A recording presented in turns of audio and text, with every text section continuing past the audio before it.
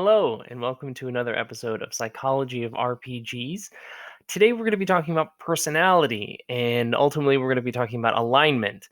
And as you can see in the subtitle, why I hate the Myers Briggs so much.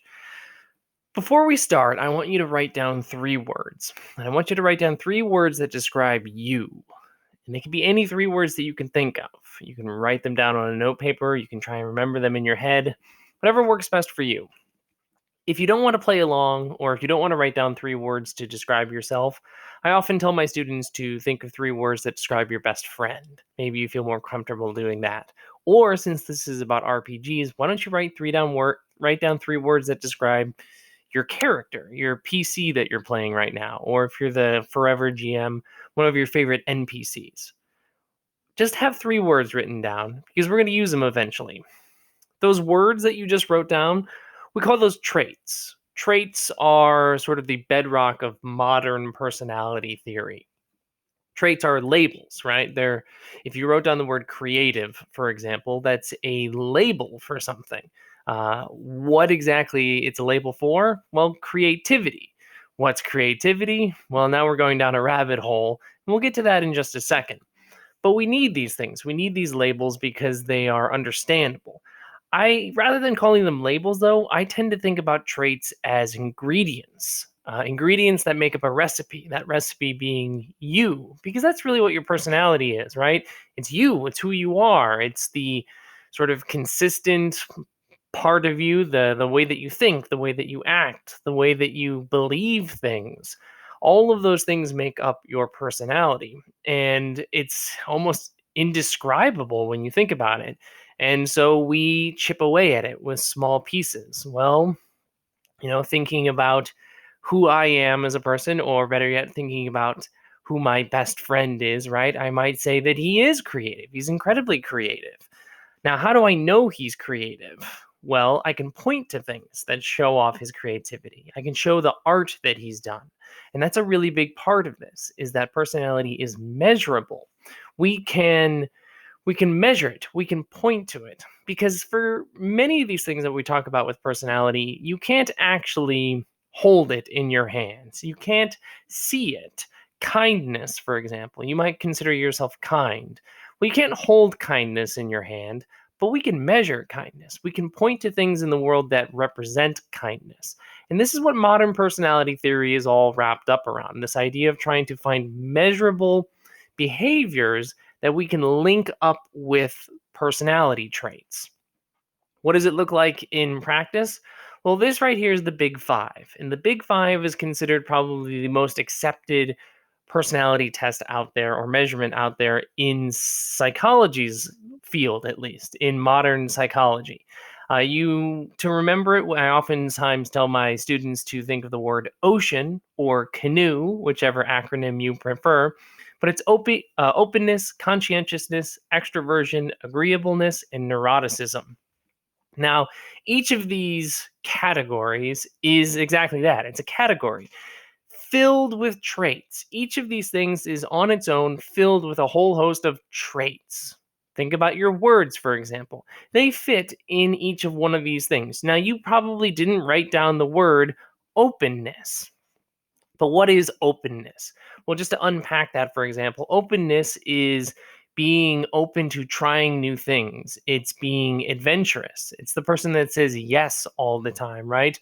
Or has little hesitation when presented with new opportunities.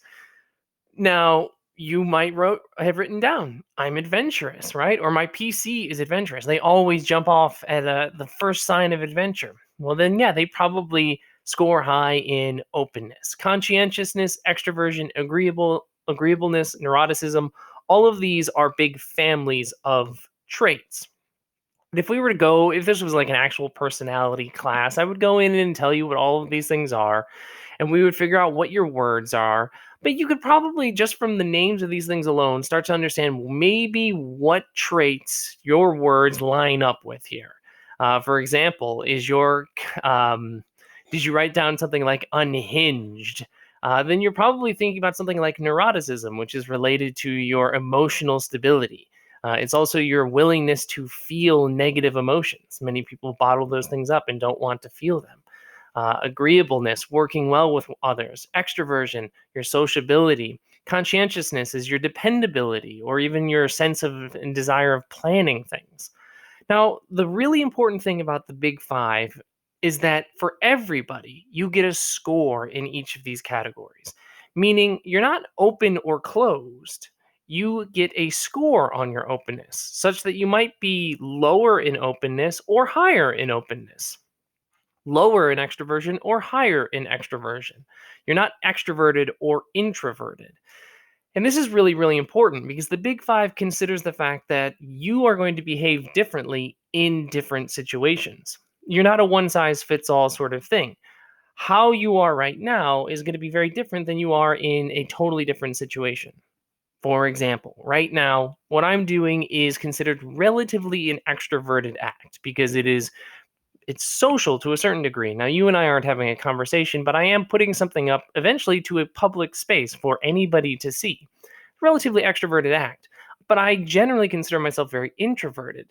And so, what the Big Five would tell me is that my score of extroversion is probably relatively low. That doesn't mean I'm incapable of extroverted acts, I just don't do them very often.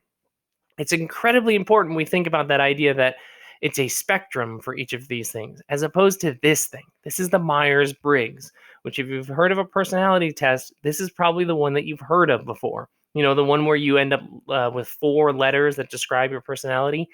I hate the Myers Briggs. I mean, I hate it so much that I wrote a game or a not a game about how much I hate the Myers Briggs. But why do I hate the Myers Briggs? The Myers Briggs is a personality test that was not created by psychologists. It's been around for like 100 years, hasn't really innovated itself too much. And the biggest concern I have with the Myers Briggs is that it is binary. For example, in each of these quadrants, you see 2 options: extroverts or introverts, thinkers or feelers. After you take the Myers Briggs, we're going to eliminate half of these letters. We're going to remove one from each of the pairs. So you might get an I as your first letter. And what does that tell you? It tells you you're an introvert. And it kind of makes you feel like you are an introvert all the time, right? Because they removed the extrovert thing. I'm not an extrovert, I'm an introvert. Or they removed the feelers. I'm a thinker. I guess I don't feel as much. And we start to get very prescriptive in how people might behave when we do something like this. This binary approach is dangerous. This sort of categorization or labeling is something that we see in a whole host of areas. And in personality, which is something that people obviously take personally, that's incredibly dangerous. And so when you're thinking about binary systems like this, or all or none, and we're thinking about our RPGs, you've got to be thinking of something like this, right? The alignment chart. Like a classic alignment chart that we see in things like D&D, where you are on a continuum, right?